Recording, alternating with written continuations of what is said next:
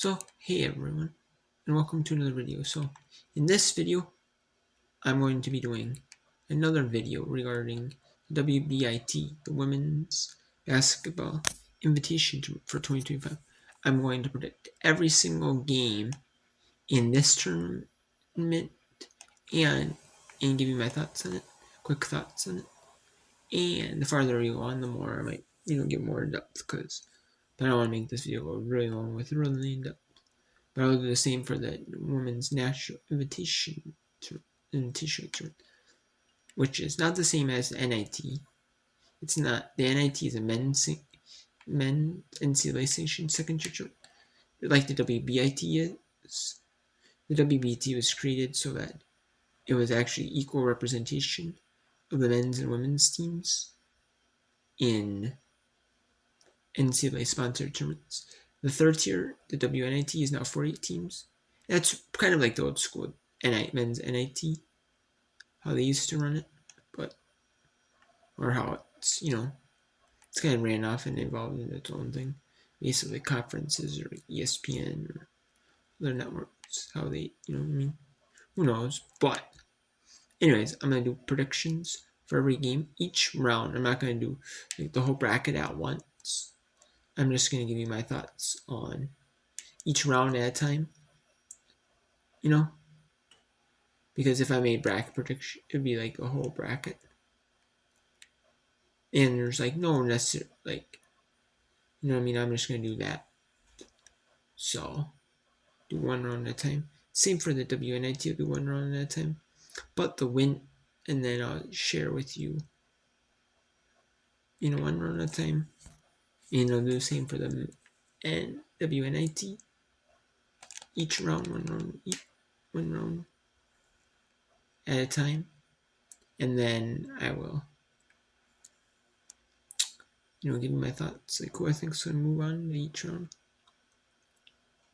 And when it goes on, the first round plays, then when the first round is done, I will do the second round, when on the 21st, you'll see me make a video, post a video on who's gonna make it the second round of the WNIT or the WBIT, and then when the WNIT is done on the 23rd, when all the first round games are done, you'll see my thoughts on who do I think is gonna make it to the second round.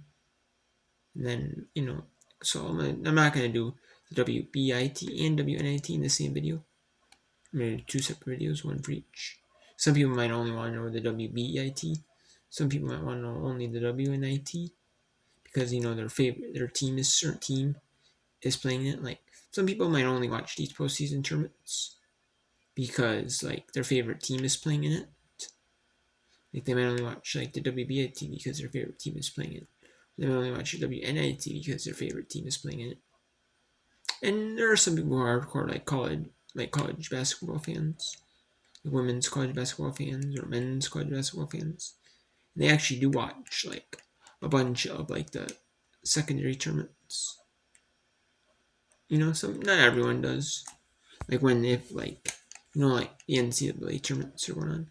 If you're a men's fan or a women's fan or both, you typically may only watch the secondary tournaments unless your team is actually playing in one of the secondary tournaments.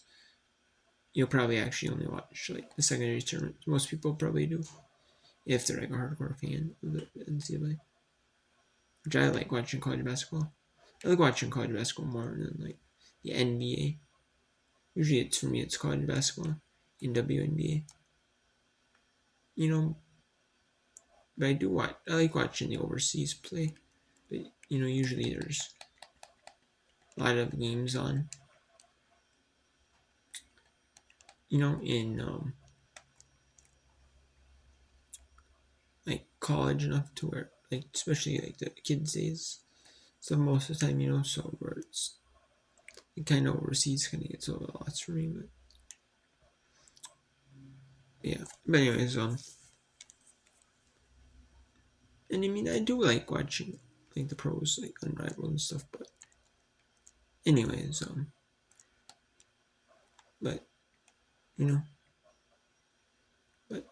but I still more on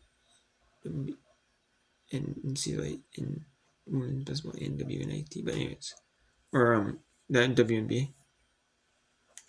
But anyways, let's talk about the bracket predictions, which you came for. So the first game is Virginia Tech and number 1 seed in the, or the top left corner, number 1 seeded Virginia Tech. Number 1 seeds are the 4 teams that were left out of the top 4 seeds, or top 4 team seeds. The number 1 seeds are the 4 teams that are in the first 4 out. They actually do the first 4 out, like actually tell you who's first 4 out, because of the fact, because like know which teams were in the bubble, which teams got out, right on the bubble, and they might explain like why, give like a little mini explanation, or at least mention the teams, or just give a mini explanation. But Virginia Tech was one of them, and they get NCANT. NCANT is the North Carolina A&T Aggies, and they are out of the Coastal Athletic Association, and they are only in the WBIT because they were the 1 seed in their conference tournament. They actually lost to William and Mary, the 9 seed, who actually went on a big run, upsetting like 3 teams, the 1 seed, the 4 seed, and they upset Campbell, which for the championship in this Coastal Athletic Association tournament fight. So there's a 9 seed. They made their way as an under 500 team. But Virginia Tech, I think Virginia Tech should run away with this. Not run away, but like they are the better team. I don't think they'll like completely run away with it, but I don't think like they're not gonna be one of those games maybe where they don't run. They may not run away with it, but I don't think they're going to be like, it's going to be like too much in danger for them. You know what I mean? Sometimes you see those games where like they're like they don't, like you see a team that doesn't run away with it, but they're never in danger in the game. And that's what Virginia Tech is going to be. Wyoming and Texas Tech. Wyoming that's a tough matchup. The Wyoming and Texas Tech. Wyoming is a solid mid-major of the Mountain West. They're a solid Mountain West team. Beat UNLV this season, which is a solid mid-major, but they did lose in the conference tournament. UNLV did to San Diego State, and then Wyoming lost in the 3 overtimes in the final to San Diego State. So they are a solid team. Texas Tech, however, on the other hand, is a team that is kind of not like they're not like at the level of being like top tier in the Big 12, but they're not like quite they're not like right at the bottom of the Big 12, but they're not like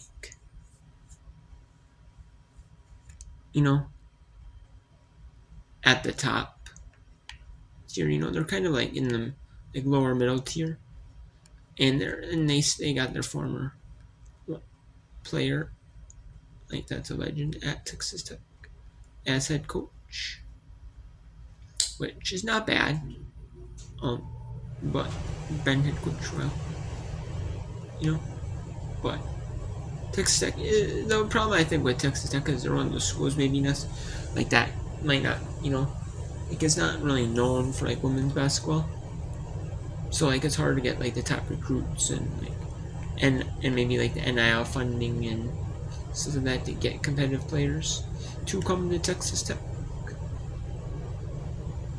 But I think now if they can start becoming more consistent, like WBIT team or like postseason tournament team, maybe they can get some of those players, and slowly work their way up, sometimes, if you get like a WBIT run or a WNIT run, it actually can help your team like grow, In like Minnesota this year, they're in the WBIT.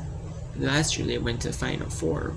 They went to championship of the WNIT and lost to St. Louis. So this year I think they can, like a team like that this year maybe can have a good decent run at the WBIT.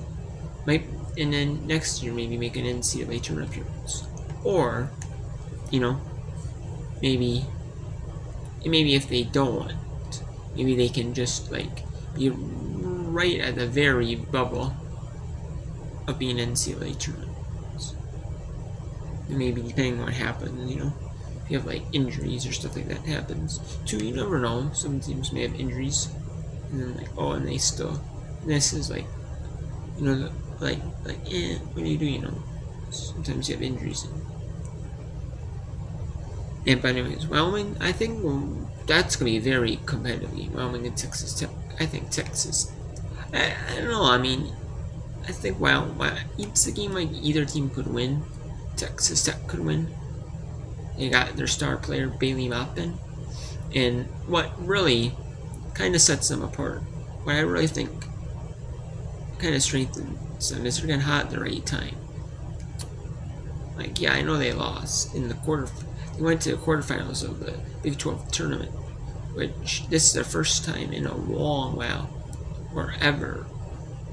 I can't remember, but I know it. But then they won 2 games in the Big 12 tournament. I don't know about ever, but like in a while, I believe it was a long while. I'm not for sure, but they won 2 games in the in the Big 12 tournament, 2 games. So they went to the first round, then they won that game, won the quarterfinal, and then won the second round game, and then went to the quarterfinals. They went to the quarterfinals in the Big 12 tournament as like a double-digit seed, so that's pretty solid, You thought maybe Texas Tech would win one, and then win the first round maybe at most, then go to the second round and get, So they were, just kind of surprised me. They're playing well now. I think Texas Tech could win, but I think Wyoming could also win as well. But I think Wyoming has the advantage just because they're at home. It's one of those things where I think just because Wyoming is at home, I think Wyoming gets the advantage. Then we have Florida and Northern Iowa, University of Northern Iowa. Now I think, I don't know, they're both pretty equal records.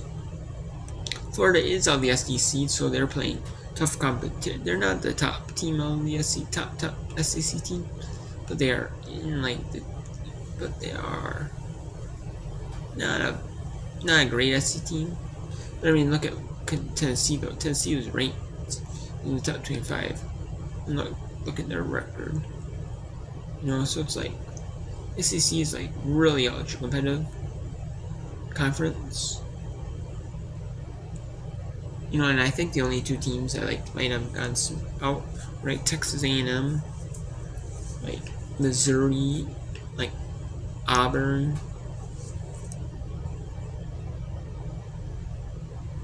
Who else?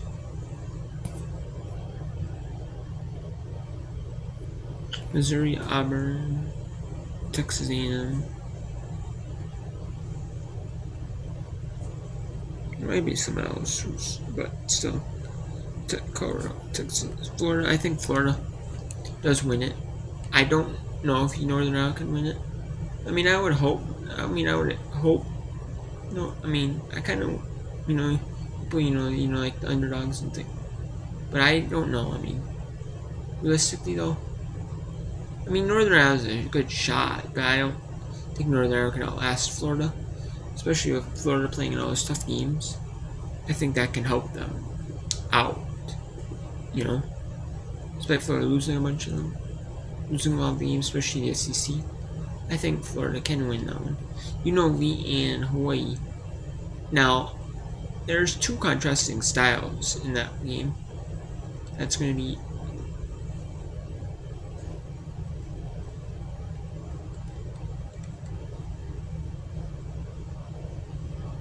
you're going to have two contrasting styles. You're going to have Northern, UNLV is going to be one of those teams that plays, scores a lot of points, can score a lot of points, and is a solid defensive team. You can also play grind and gritty game. You can also grind out with you. Hawaii, it's not always necessarily a scoring threat though. Sometimes Hawaii does go on those cold streaks. In Hawaii, it kind of puts together with like defense, the defensive mentality they have. Florida or Hawaii does.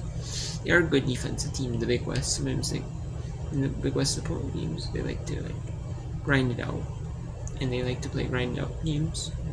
And if they can grind out with UNLV, I think Hawaii has a chance. It's just gonna be like, can Hawaii, not go on like a really cold streak? Because Hawaii went on a really cold streak during their semifinal game against UC San Diego, and it really cost them.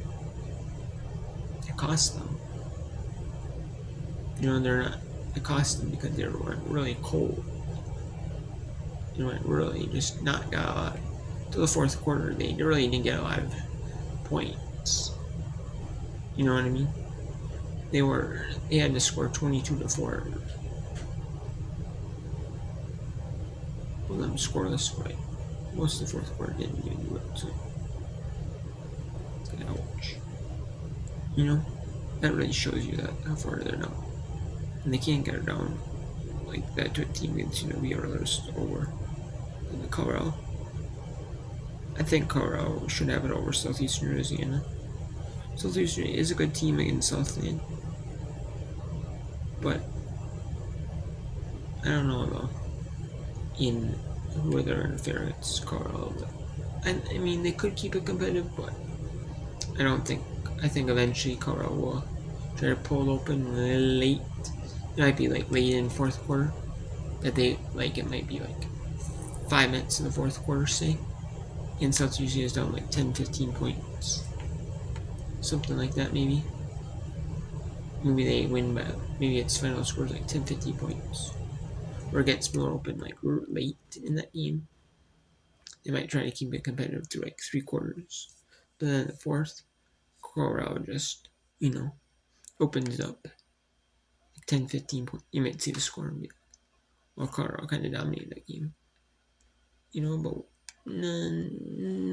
not quite. Or Southeastern Louisiana played really competitively through most of that game, which is that fourth. Gonzaga and UTSA. UTSA were both two more teams like UNLV that won their conference, that lost in the first round in their conference tournament, or lost as the 1 seed in their conference tournaments. Actually, they both lost. UNLV made it to the semis. However, however, Gonzaga and UTSA both lost in the first round in their conference tournaments.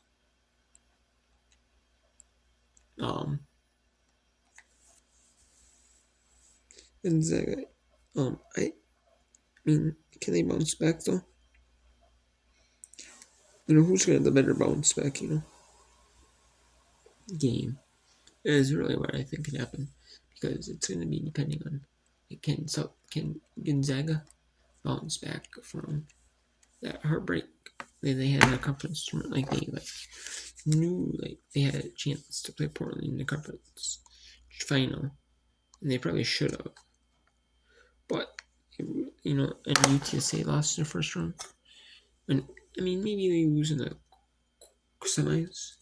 Okay, that's understandable. But losing to Rice in the first round, or the first round they played in, which is the quarterfinals, kind of odd to me.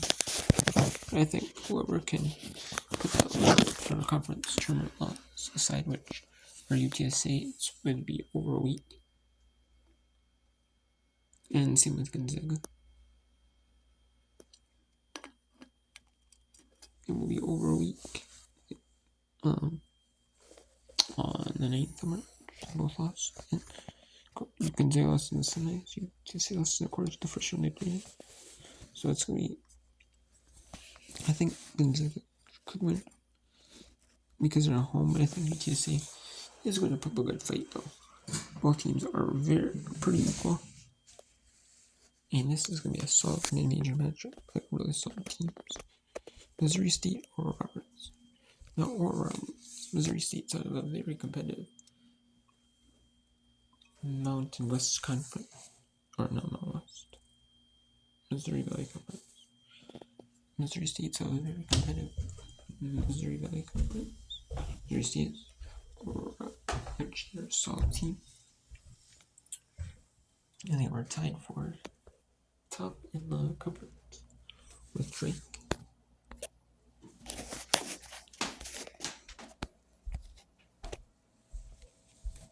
They tied for first place. Missouri State did.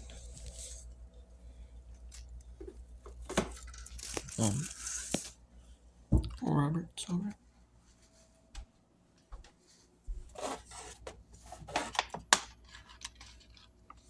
Second Roberts behind South Dakota State. And they're behind South Dakota State. And I don't know. Missouri State, Missouri Valley Conference is a race record. But Roberts did, South Dakota is needed to win this year. They made it to the top 25 in the East pool. And they were like the number one team in the mid-majors because South Dakota State is considered at the very end. So I don't know when they lost to them. But Missouri State is on mid-majors, so. And they're one of the best mid-majors so far. I don't know.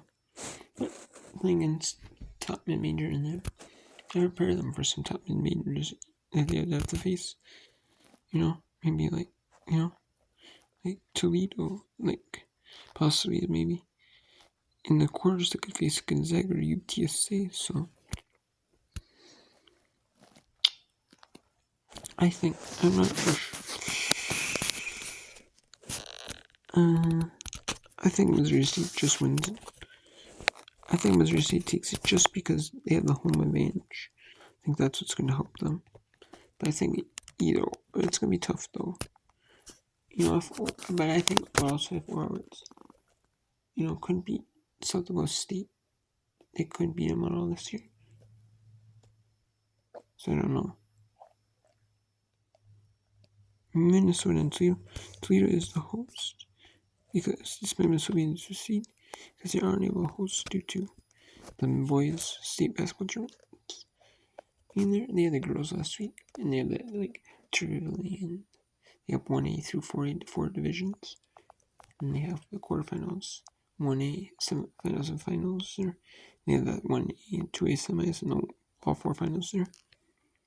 On Saturday, the 1A, 2A semifinals there, and they have the 1A through, and they have the 3rd place, 5th place, 7th place. And the Trip Pavilion, they use like St. Thomas, Minnesota's court.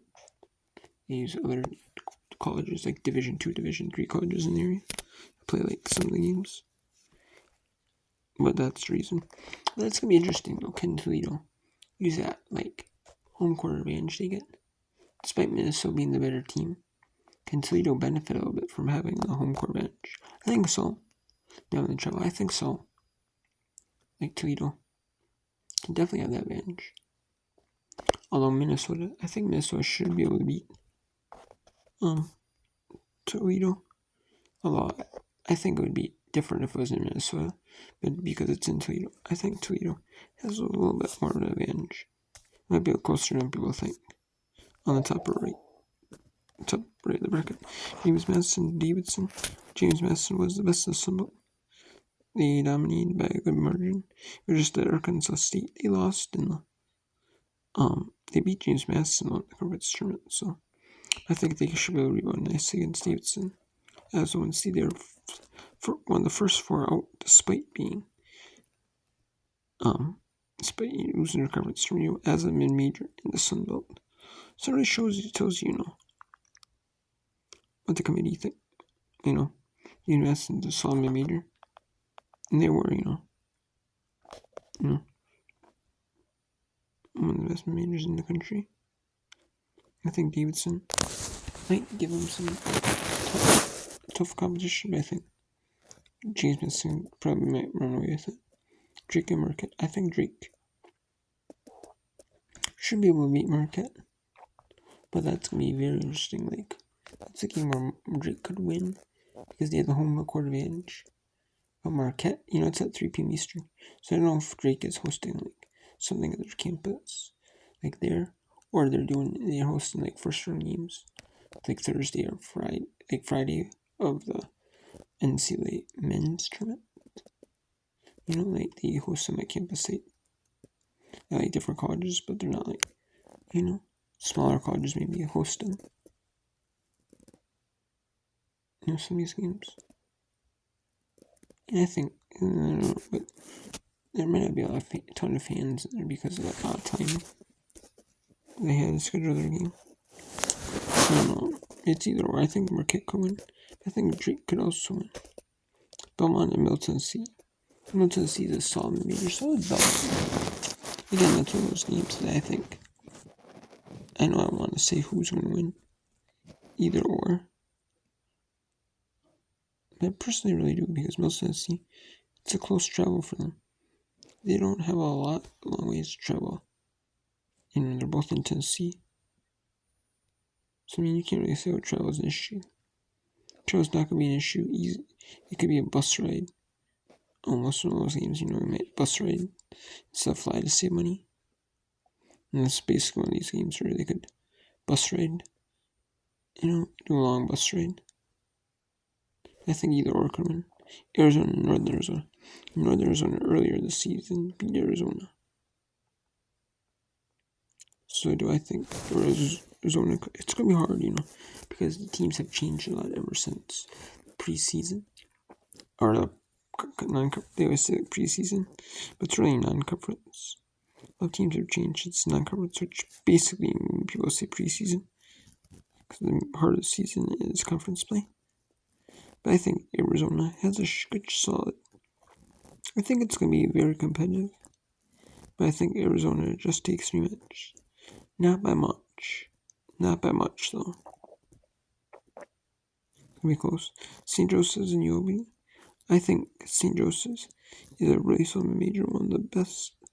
They beat Richmond in the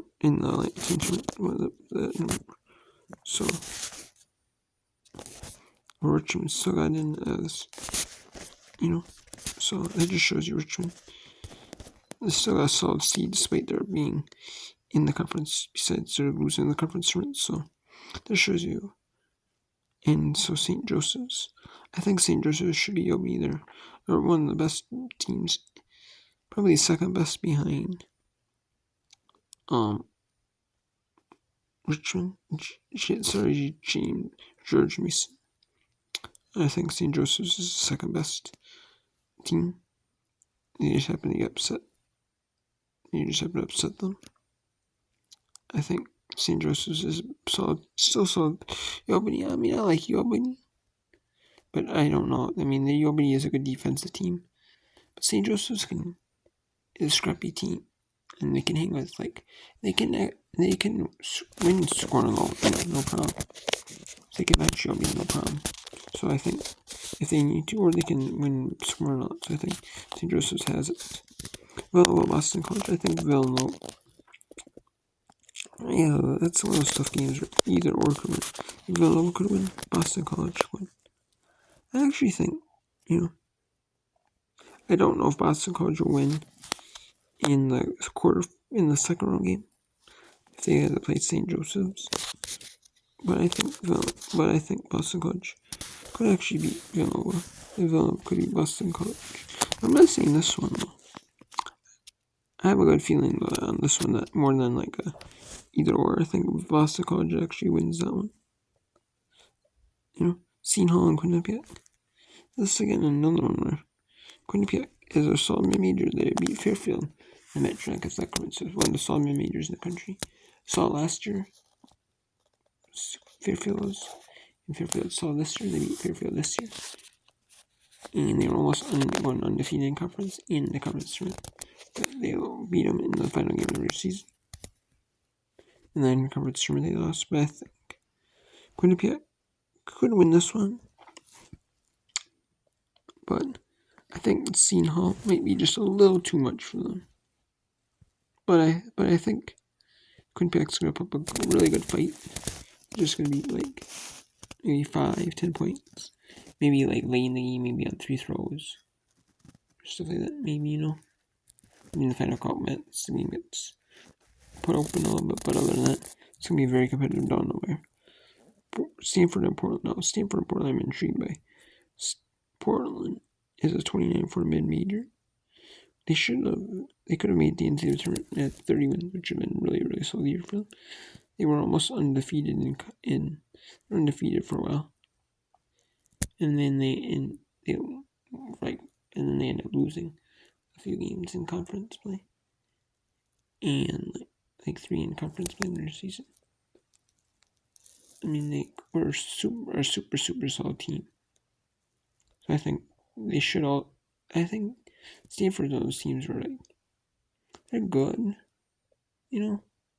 with their for a first year head coach taking over for Charlie Vanderveer. They didn't do horrible.